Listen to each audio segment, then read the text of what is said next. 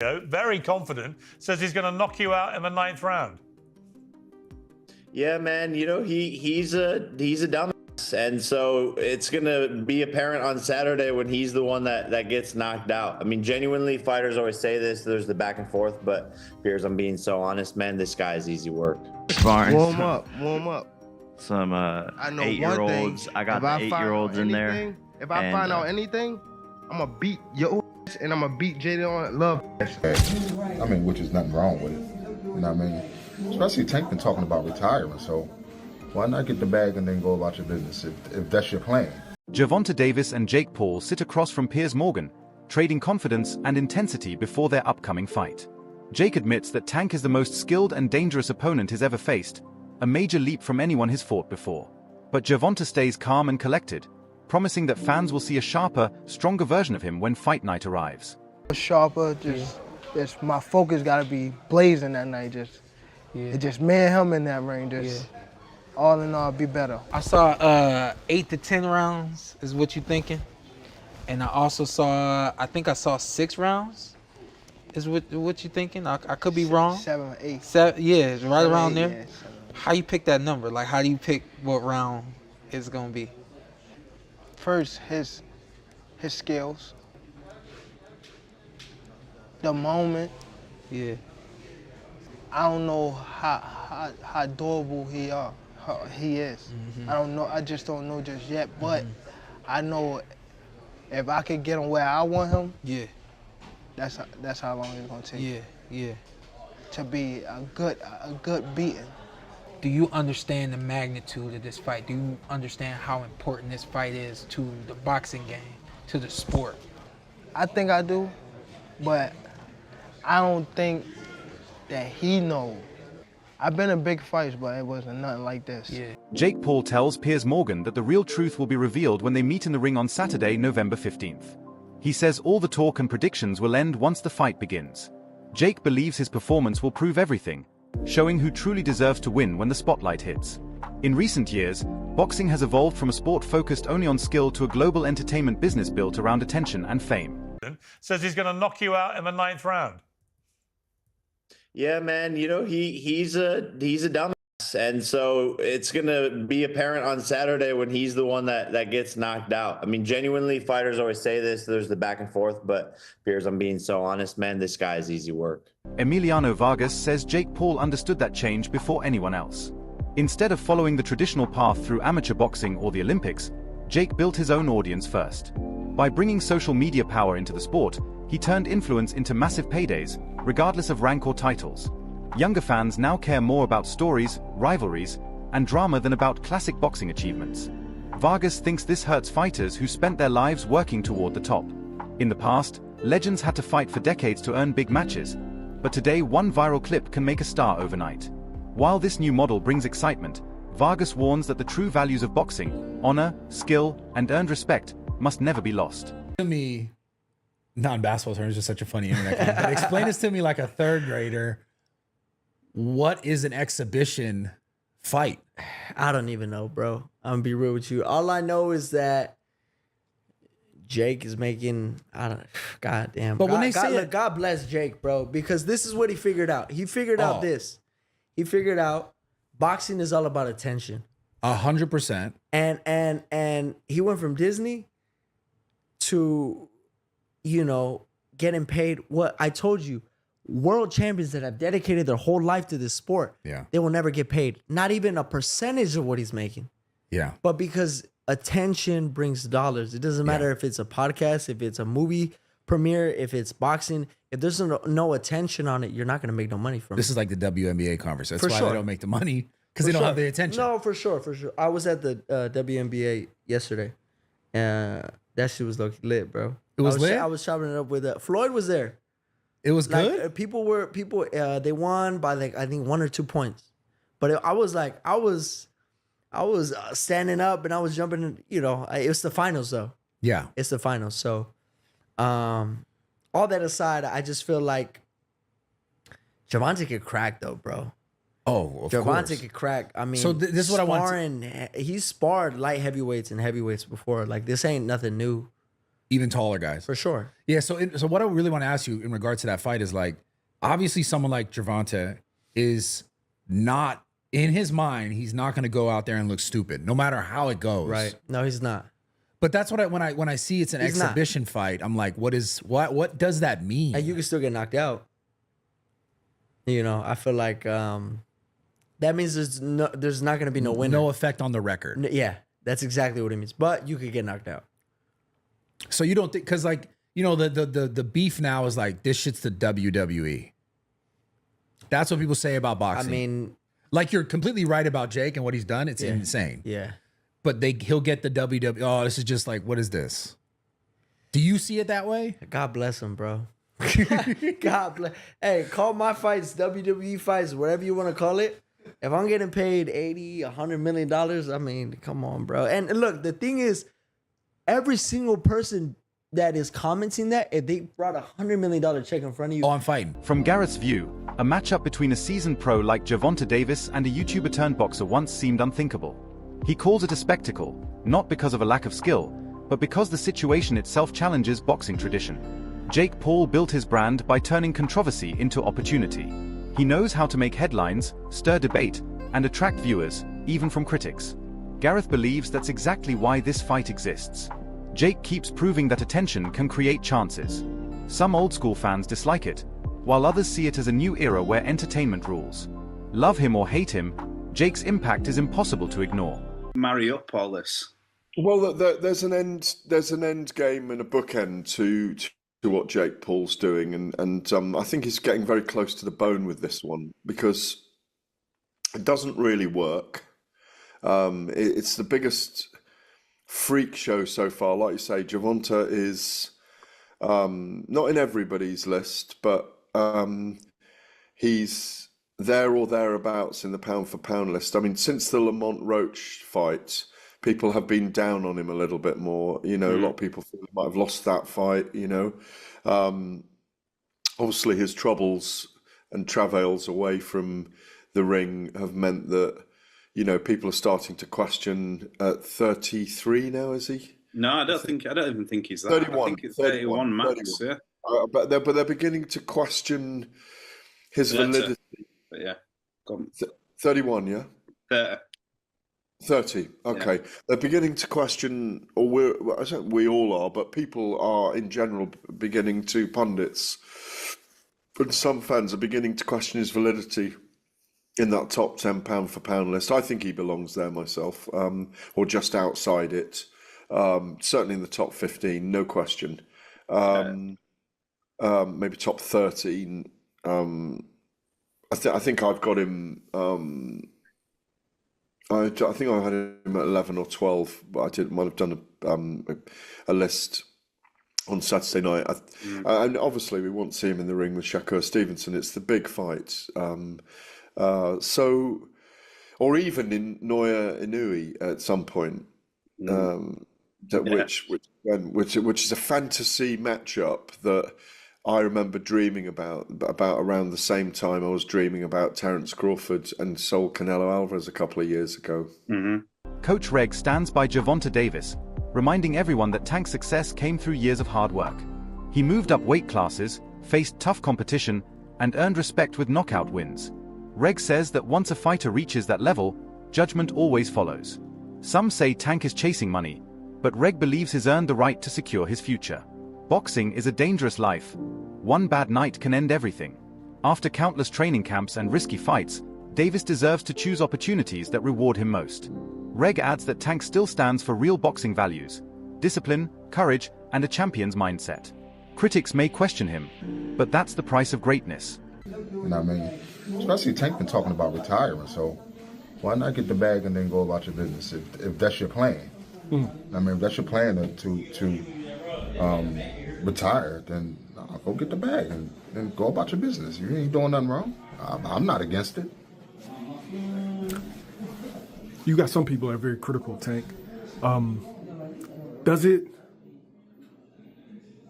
it make sense depending on what you're in boxing for? Because you got some people that want to fight the best. You got some people that want the accolades, the belts, the undisputeds. And you got some people that just came in this game like, look, I'm trying to get my family out of poverty and give us generational wealth.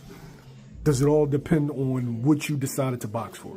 Well, Tank accomplished a lot at a young age. You know what I mean? He accomplished a lot at a young age. So I wouldn't be mad if he took the bag and went about his business and never fought again. You know what I mean? Plus, like, look at some of the things that he's going through. You know what I'm saying? So, a lot of that can affect you as well. You know what I'm saying? Like when you're trying to be in this game. So I think, get the bag and go. That's your plan. Get the bag and go. For me, of course, I wanted to see him fight Shakur.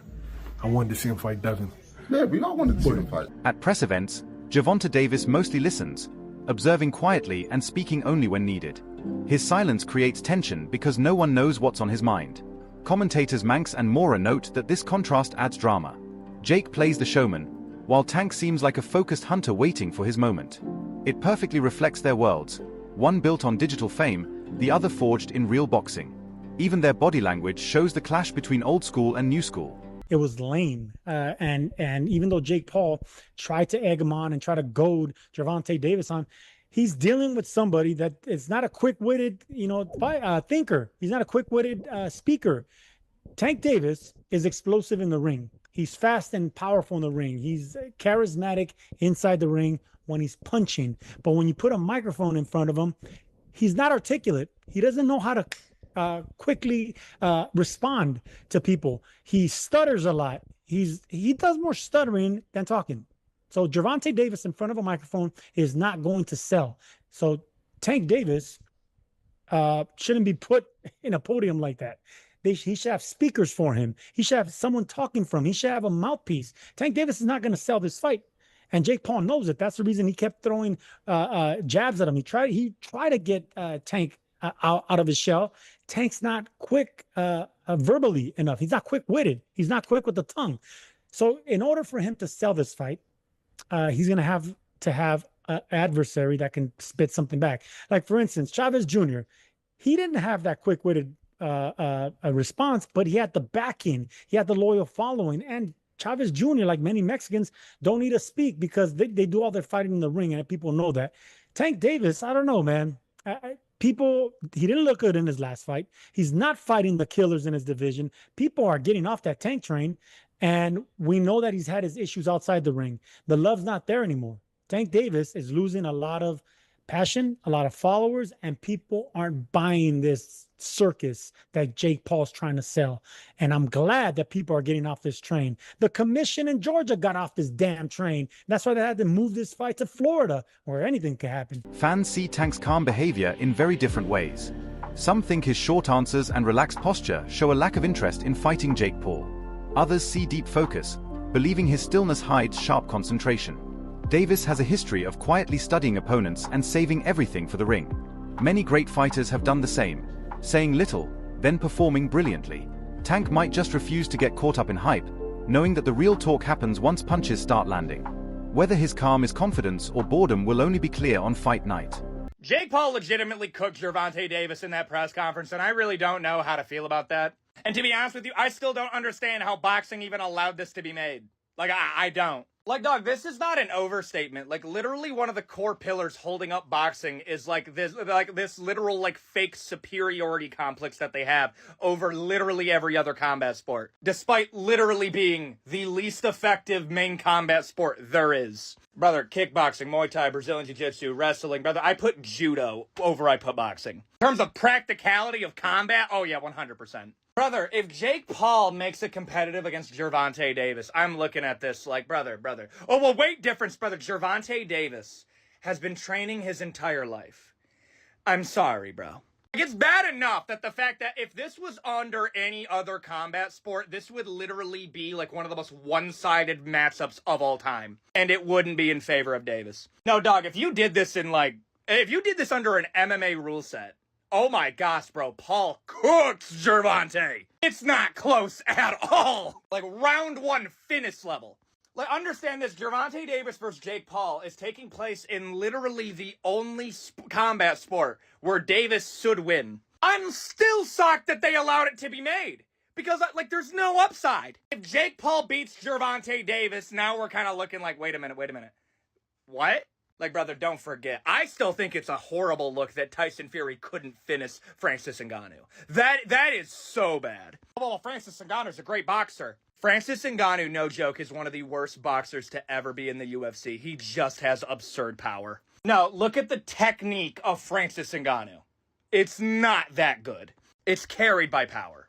Like, going into the, like, I'm hyped, but it's also, I'm looking at this like, bro, Gervonta has to finish, bro.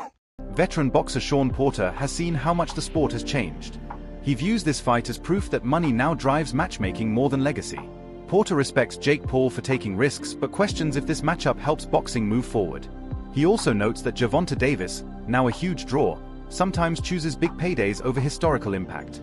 Porter wonders what the next generation will chase, years of hard battles or quick money. He isn't blaming the fighters, he understands their choices. But he urges fans to ask what they want boxing to represent, competition and pride, or pure entertainment. His concern isn't this fight alone, but what it means for the sport's future. Why are you doing that? How do you sort of see this scenario now for him? Yeah, I don't really know how to feel about it, what to really say about it. I've only been asked this when it's been presented to me. That's when I think about it, and I can't really come up with a good answer for it. In a lot of ways, it doesn't make sense to me. Of course, we know the size differential, and the list goes on from there. I don't know, man. I think we're entering a generation now, or a phase now where fighters, I don't know if it's fighters, I don't know if he doesn't care about the legacy, or if he feels like this fight doesn't matter, I'll get back to the legacy. I just don't know. This is truly not, it's not a legacy fight, but of course it is a generational money fight. Analysts close to Davis say his career shows a steady climb toward greatness. Every major fight has pushed him to prove more. They believe that while money matters, Tank always fights to show he's the best. His quiet attitude at press events isn't arrogance, it's focus. Boxing is won through skill, not speeches. Analysts say Davis wants his name remembered with the modern legends. He knows one bad night could erase years of success, so he trains with extreme discipline. True legacy demands more than fame.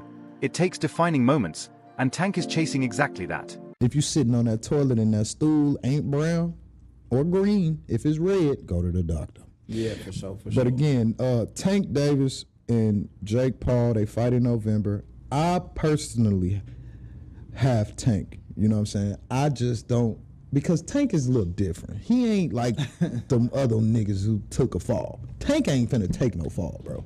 That's what I think too. I think like, bro got a reputation to maintain. He ain't about to just, you know what I'm saying, sign a deal just for some money. Just for some bread. I ain't like, it's about the money though, for sure. For sure. But I'm not about to. But what they get, like 20, he got like 20 million? But yeah, 20, I ain't gonna lie, Tank probably get 20, 30, 40. I don't know. Tank need to get more than that, because it's bringing Jake Paul more money than, you know what I'm saying? Anything, but you know, Jake Paul putting up the purse, he putting up everything. Oh, okay. He paying for promotions, he paying for everything. So he getting all whatever he get. You know what I'm saying? So hey, I can only, I think it's a 60-40 cut or something like that. I ain't mad at that. So it's like you getting 40%, and you all got to do is show up and fight. No, facts. That's all you got to do is show up. Facts. And then 9 times out of 10, you know what I'm saying, it's gonna be what, a draw. No, Tank gonna knock his. Well, you think so? Let me not speak too fast, but I know Tank. I pray, and I think I know that Tank is gonna beat him up. Nate Diaz, known for his blunt honesty, doesn't sugarcoat his thoughts on crossover fights. He says both men know what they're doing, entertaining fans and earning massive paychecks. Diaz admits Jake has improved enough to surprise people, but rejects the idea that this is a pure test of boxing skill. To him, it's business first. The crowd tunes in for fun, and the fighters deliver a show. Nate reminds everyone that this matchup sits between sport and entertainment. It may not please traditionalists, but it keeps people watching, and that's what keeps the game alive. I gotta ask you, Jake Paul versus Gervonta Davis. Does Davis have a chance? Gervonta is a great boxer, but he ain't gonna be. So you got Jake Paul by knockout, or? No, I don't got anybody, but I don't think. He's just too small. it just. I don't want to beat up somebody that small. I don't want to, you know what I'm saying? What do you think of the fight? I don't want to lose to somebody that. There's no point in the fight. It's a great fight, actually. I'm not hating on the fight, but I think. My thoughts on it is let's watch and see what happens. Ryan Garcia said his boxing's turning into WWE. Yeah, with that type of matchup. You agree? Last thing, White House card, like he said, you want Conor McGregor. Yeah, but the whole thing's on WWE, so right. It's like, at least that's happening and it's getting something to talk about, something to watch, and That's all for today's video. Stay tuned for more.